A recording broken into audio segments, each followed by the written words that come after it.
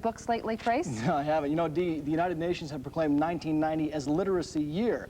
And today, when Governor Andrews signed this bill, he reaffirmed Idaho's commitment to help solve a problem that continues to cripple our society. B is for bird, C is for cup. Pretty basic stuff. But for an illiterate adult, it can be a challenging puzzle. As I signed this proclamation... Today, Governor Andrews tried to help solve that puzzle by proclaiming April 15th through the 21st as Idaho Literacy Week. We have a need for improving the literacy of our citizens. Estimates. But literacy volunteers know that 1 week of understanding won't cure the problem.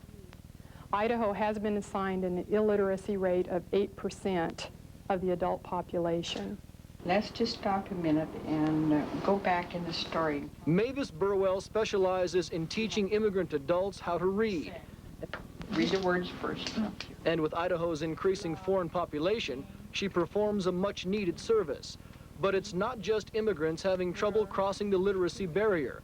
Every year, thousands of Idaho students drop out of high school, and they can remain functionally illiterate most of their adult lives.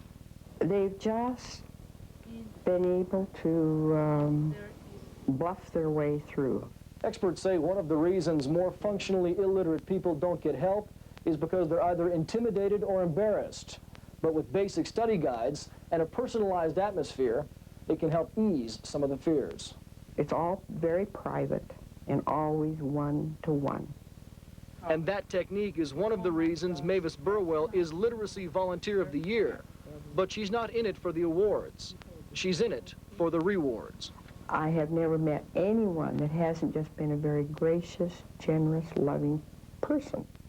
Indeed, the increasing demands of society is making illiteracy even more of a problem. You know, my grandpa couldn't read, and I can really remember his embarrassment as I got older, and it makes me sad to think about that now. I'm curious what the standard definition of an illiterate person is at this time in our history. You know, I really think that Mavis Burwell said it best when she said that they're bluffing their way through.